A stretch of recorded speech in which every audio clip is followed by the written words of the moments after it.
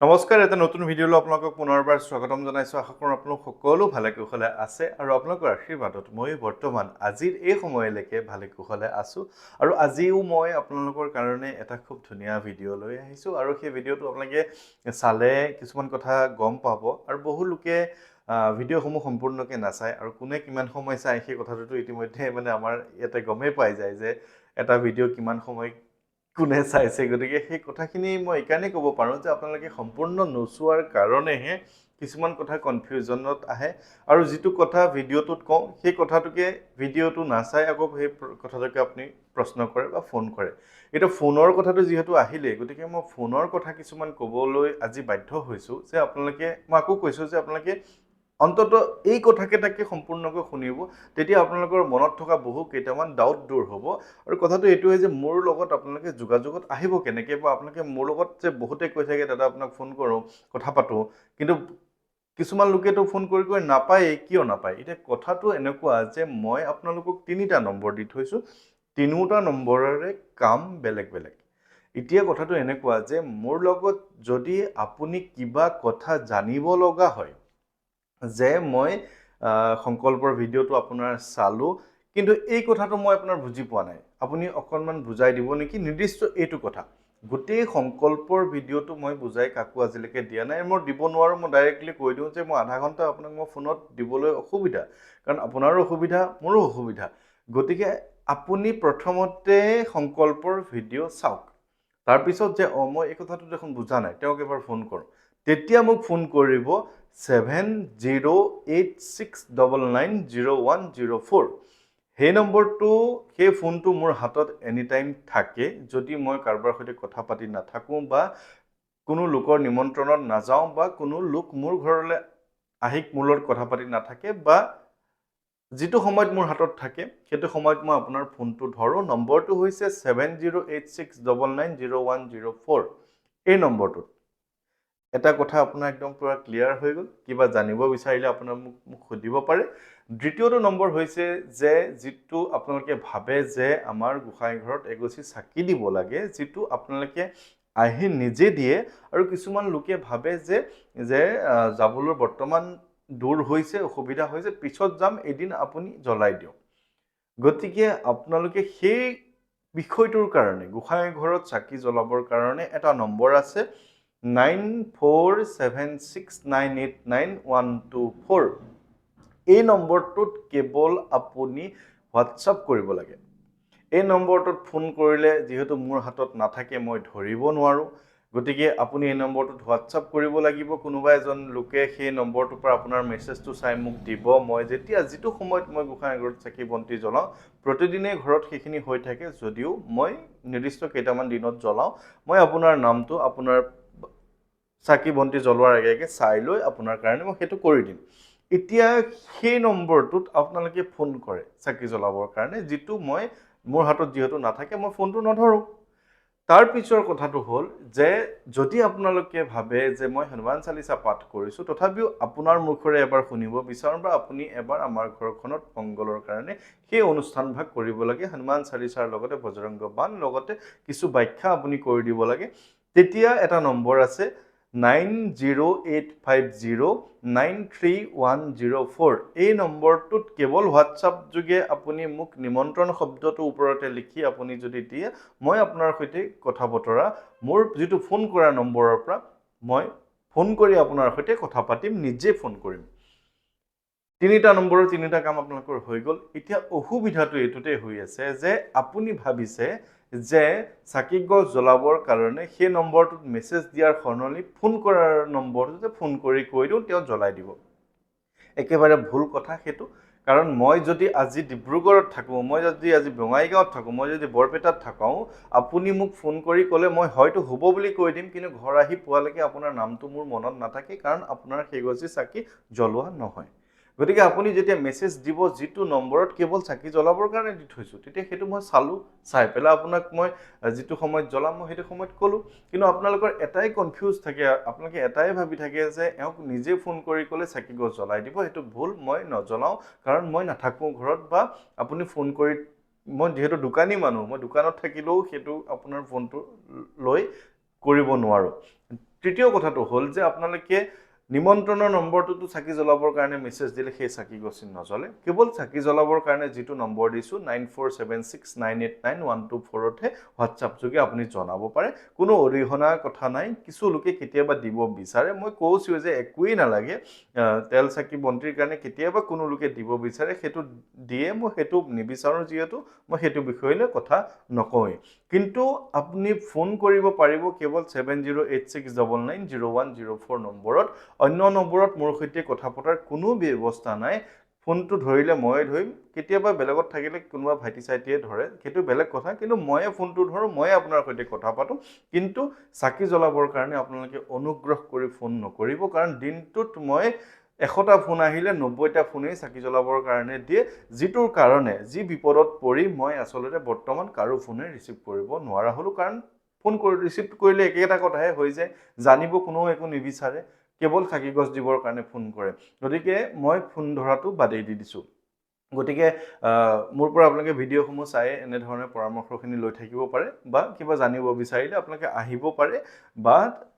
phone কৰিব পাৰে জানিবৰ কাৰণে যেটো নম্বৰত কিন্তু চাকি জ্বলাবৰ কাৰণে অনুগ্ৰহ কৰি সেই নম্বৰটোত ফোন কৰিলে মই মানে কিছু অসুবিধা হয় বাকি মই আজি যেটো ভিডিঅ' লৈ আপোনালোকৰ কাৰণে আহিছো হেতু আপোনালোকে আসলতে জানিব বিচাৰি থাকে বা মোক বহুতে প্ৰশ্ন কৰে সেই প্ৰশ্নৰ উত্তৰটো হ'ল যে আপুনি কেইবাৰ সংকল্প লৈছিলে কেনে ধৰণে লৈছিলে সেই কথাটো আপোনালোকে মোৰ পৰা মই কেনে ধৰণে কৰিছিলো সেইখিনি জানিব বিচাৰে এতিয়া মই সংকল্পৰ ভিডিঅ' বিভিন্ন ধৰণে বনাই ৰাখিছো হেতু আপোনালোকে চালে গম পাব কিন্তু যদি আপোনালোকে মোক প্ৰশ্ন কৰে যে মই কেনে ধৰণে লৈছিলো এতিয়া কথাটো এনেকুৱা আছে ভগৱানৰ ভক্তিটোত কোনো নিয়ম কানুনৰ প্ৰয়োজন আসলতে নাথাকে যে আপুনি তেখেতক অন্তৰৰ পৰা যদি শুদ্ধ অন্তৰে আত্মভাৱে তেখেতক বিচাৰে আপোনাৰ যদি বিপদ হৈছে আপুনি যেনে ধৰণে তেওঁ মাতে তেনে ধৰণে আপোনাক তেওঁ শুনিব আৰু আপোনাৰ বিপদৰ পৰা তেওঁ উদ্ধাৰ কৰিব আৰু এটা কথা মনত ৰাখিব তেওঁ যি কৰে ভগৱানজন জুনেই নহওক হনুমান চালিচাৰ সংকল্পৰ কথা কৈছো বা বিভিন্ন জনে দুৰ্গা চালিচাৰ সংকল্প লৈ বা বিভিন্ন সংকল্প নিজে নিজৰ যেটো শুদ্ধ বুলি ভাবে আপোনালোকে লৈ আহিছে হেতু আপোনালোকে জানেই গতিকে মই যেতিয়া সংকল্প লৈছিলো মোৰ যেতিয়া কিবা এটা বিপদ হৈছিল মই আজিলৈকে এবাৰে সংকল্প লৈছো মই নিজৰ কাৰণে অন্যান্য আপোনাৰ নিমন্ত্ৰণ মৰ্মে মই গৈ আপোনাৰ কাৰণে সংকল্প পাঠ কৰো আপোনাক বহাই লৈ হেতু এটা বেলেগ বিষয় হেতু এটা কথাটো বেলেগ কিন্তু মই নিজৰ কাৰণে মই এবাৰে পাঠ কৰিছিলো কিন্তু মই কোনো ধৰণৰ নিয়ম কৰা নাছিলো কোনো প্ৰসাদ অৰ্পণ কৰা নাছিলো কোনো ঘটিত মই পানী দিয়া নাছিলো কোনো ধৰণৰ একো নিয়মে কৰা নাছিলো কেৱল মোৰ যেহেতু বিপদ এটা আহিছে মই তেখেতৰ ওচৰত এটাই ভাবিছো হে প্ৰভু মোক উদ্ধাৰ কৰা বা ৰক্ষা কৰা মই 11 দিনৰ সংকল্প লৈছিলো 7 বাৰকে হনুমান চালিচা পাঠ কৰিছিলো এটাই কৰিছিলো প্ৰথমতে আসনখন পাৰি বহিছো বহি চাকি গছি জ্বলাইছো চাকি গছি জ্বলাই কি কৈছো আৰু সেইখিনি সময়ত কৈছো আৰু মুঠতে আজিকালি যেনেকে পানী দিয়া চাউল দিয়া বা বিভিন্ন ধৰণৰ ঘটিত তুলসী দিয়া মই একোৱে কৰা নাছিলো মোৰ কথাটো কৈছো মই একোৱে কৰা নাই কেৱল কৈছো হে প্ৰভু মই এনেকুৱা ধৰণৰ বিপদত পৰিছো মোক উদ্ধাৰ কৰা জয় শ্ৰী ৰাম জয় শ্ৰী ৰাম জয় শ্ৰী ৰাম মাতিছো তেনে ধৰণে ৰামক স্মৰণ কৰিছো সেইখিনি সময় যেহেতু মই জীৱনত প্ৰথমবাৰ চালিচা পাঠ কৰিব ওলাইছিল গতিকে মোৰ ভুলো হৈছিল বৰ্তমানো যে একেবাৰে শুদ্ধকৈ পাঠ কৰো হেতু মই ক'বলৈ বিচাৰি নাযাও কিন্তু মই এটাই কৈছো যে সেইখিনি সময়ত হয়তো মই ভুল কৰিছিলো তাৰ পিছত লাহে লাহে যেতিয়া এই মাৰ্গত সোমাইছো তেতিয়া মই লাহে লাহে কথাখিনি বুজি নিজেও বুজিবলৈ চেষ্টা কৰিছো বা আপোনালোকক যিখিনি জানিছো জনাবলৈ চেষ্টা কৰিছিলো সেই সময়ত কেৱল 7 বাৰকে হনুমান চালিচা পাঠ কৰিছিলো যিখন মূল অৱধি ভাষাৰ হনুমান চালিচা সেইখিনি সময়তেতো মইতো অসমীয়া অনুবাদখন পঢ়িব পাৰিলোহেঁতেন শ্ৰী গুৰু পদ্মস্মৰী মনে মনে কোটিবাৰ প্ৰণাম গুৰু চৰণ কিন্তু মই নাই পঢ়া কাৰণ ভগৱানে হেতু হয়তো মোক দিছে যে শক্তি যে তুমি মূলখনে পঢ়া সেইখিনি সময়ত মই দোকানলৈ গৈছো হনুমান চালিচা কিনিছো কিনি পাঠ কৰিছো শ্ৰী গুৰু চৰণ সৰোজ ৰজ নিজ মন মুকুৰ সুধাৰি বৰণো ৰঘুবৰ বিমল যশু যোদায়কু ফলচাৰি কাৰণ এটা শব্দও মই মিছ হ'বলৈ দিয়া নাই কাৰণ মই চাই পঢ়িছো আৰু সেই কাৰণে মই আপোনালোকক কওঁ যে হনুমান চালিচা সদায় পাঠ কৰোতে চাই পঢ়িব লাগে জয়ে পঢ়ে হনুমান চালিচা হৈ সিদ্ধি সাক্ষী গৰিছা যোনে হনুমান চালিচা পঢ়িব তেখেতৰ মনোকামনা সিদ্ধি হ'ব গতিকে আপুনি পঢ়িবতো লাগিব আপুনি মুখস্থ মাতি দিলে নহব এনেকে যে হনুমান জ্ঞান গুণ সাগৰ জয় কপীশ তিহু লোক উজাগৰ ৰামদূত তুল্য বল নহয় আপুনি শুদ্ধকে এটাকে জয় হনুমান জ্ঞান গুণ সাগৰ জয় কপীশ তিহু লোক উজাগৰ ৰামদূত অতুলিত বল ধামা অঞ্জনী পুত্ৰ পৱন সুত নামা এইখিনি প্ৰায় এনেধৰণে আৰম্ভ কৰি পৱন তনয় সংকট হৰণ মংগল মূৰ্তি ৰূপ ৰাম লক্ষণ সীতা সহিত হৃদয় বসহু সুৰভূপ কৈ জয় শ্ৰীৰাম জয় শ্ৰীৰাম জয় শ্ৰীৰাম আকৌ ক'লে আকৌ আৰম্ভ কৰিলে আকৌ তেনেধৰণে হনুমান চালিচা মই 7 বাৰ পাঠ কৰিছিলোঁ 11 দিনৰ কাৰণে আৰু সেই 7 দিনত মই যেতিয়া পাঠ কৰিছিলোঁ এনেকুৱা বাঁহৰ কাঠি থাকে নহয় জানো কাঠি মই 7ডাল লৈ লওঁ এবাৰ পঢ়াৰ পিছত সাইড কৰি যাওঁ এবাৰ সাইড কৰাৰ পিছত এডাল সাইড কৰি যাওঁ তেতিয়া মই মনত থাকে যে মোৰ 7 বাৰ হৈ গ'ল তেনেধৰণে মই হনুমান চালিচা পাঠ কৰিছিলোঁ আৰু ভগৱানৰ কৃপাত যিটো বিপদত পৰিছিলোঁ ভাবিছোঁ সেইখিনিৰ পৰা উদ্ধাৰ পালোঁ বুলি মই মনতে ভাবিছোঁ আৰু ভালিছে বুলি ভাবিছোঁ গতিকে আপোনাৰ কিয় নহ'ব আপুনি যেনেকে মনৰ পৰা কৰিছে সেইখিনি শুদ্ধ বৰ বেছি ভিডিঅ' চাই বৰ বেছি সময় নষ্ট কৰিবলৈ প্ৰয়োজন নাই কাৰণ মোৰ ভিডিঅ'টো আপুনি যদি চাই তাৰ পিছত আকৌ বেলেগ এজনৰ ভিডিঅ' আহি যাব যিটোৰ নিয়ম কিছু বেলেগ গতিকে আপুনি কি কৰিব এতিয়া গতিকে মই এটা কম যে আপোনাৰ মনৰ পৰা যিটো শুদ্ধ মই এতিয়াও বৰ বিশেষ সেইকাৰণে একো নিয়ম নিদিওঁ একো বৰ টান কথা এইকাৰণেই নকওঁ কাৰণ মই যেনে ধৰণে কৰিছিলোঁ তেনেধৰণেহে মই আপোনাক কৰিব দিছোঁ কেৱল এতিয়া এটা কথা বুজি পোৱা হৈছে যে পানীৰ ঘটিটো প্ৰয়োজন যিটো পানীৰ ঘটি আপোনালোকে পাঠ কৰাৰ পিছত গোটেই কেইদিন পাঠ কৰাৰ পিছত লৰাব নালাগে পাঠ কৰাৰ সময়খিনিত সেই পানীখিনি আপোনালোকে খাব পাৰে সেই পানীখিনি ঘৰৰ বাহিৰ ভিতৰত ছটিয়াই দিয়ে আৰু ভৱিষ্যতৰ কাৰণে গংগা জল যেনেধৰণে সংৰক্ষণ কৰিব পাৰি নিজৰ গোসাঁই গৃহত তেনেধৰণে আপোনালোকে সংৰক্ষণ কৰি ৰাখিলে সেই পানীখিনিয়ে হনুমান চালিচাৰ পানীখিনিয়ে সংকল্প পাঠৰ পানীখিনিয়ে আপোনাৰ কামত দিয়ে বহুত বেছি আপোনাক সহায় কৰে গতিকে এতিয়াহে মই সেই কথাখিনি ক'বলৈ লৈছোঁ কিন্তু নিজৰ ফালৰ পৰা মই কেতিয়াও সেয়া কৰা নাছিলোঁ কিন্তু পানীখিনি আপোনালোকে ৰাখিব লাগে প্ৰসাদ পাৰিলে অকণমান দিব লাগে যেনেধৰণে মই সহজভাৱে নিয়মখিনি কওঁ হনুমান চালিচাৰ সংকল্প কেনেদৰে ল'ব পাৰি বা হনুমান চালিচাৰ সংকল্প বুলি অসমীয়া আখৰত যদি আপুনি ইউটিউবত চাৰ্চ কৰি দিয়ে মোৰ ভিডিঅ'সমূহ পাব আপোনালোকে যদি মোৰ কথাখিনি বিশ্বাস কৰে আপোনালোকে চাব পাৰে আৰু বিভিন্নজনে বিভিন্ন ভিডিঅ' বনাই থাকে কিন্তু প্ৰত্যেকজন লোকৰ ভিডিঅ'সমূহ ইটোৰ লগত সিটোৰ সম্পৰ্ক নাই মিল নাই গতিকে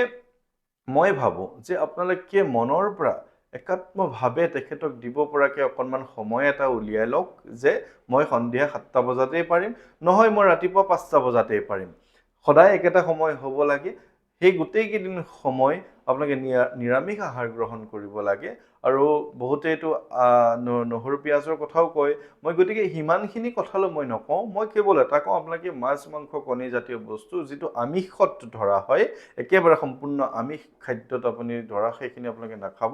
বাকীখিনি আপোনালোকে কৰিব পাৰে আৰু মই আশা কৰোঁ আপোনালোকে মই কেনেধৰণে লৈছিলোঁ সেইটো যিটো জানিব বিচাৰি থাকে সেই কথাটো আপোনালোকক সুবিধা দিব আৰু আপোনালোক সকলোৰে মই কুশল মংগল কামনা কৰিছোঁ আপোনালোক সকলো ভালে কুশলে থাকিব আৰু কিবা জানিব লগা থাকিলে যিটো মই কৈছোঁৱে যিটো নম্বৰ মোৰ সেই নম্বৰটোত ফোন কৰিলে মই আপোনালোকক উত্তৰ দিম কিন্তু অনুগ্ৰহ কৰি চাকি জ্বলাবৰ কাৰণে নম্বৰটোত ফোন কৰি ক'ব লগা নাথাকে কাৰণ মই নহ'লে ফোন ধৰিবলৈ কিছু অসুবিধা হয় গতিকে সকলো ভালে কুশলে থাকিব সকলোৰে মই কুশল মংগল কামনা কৰি আজিৰ এই ভিডিঅ'টো ইমানতে সামৰণি কৰিছোঁ জয় শ্ৰী ৰাম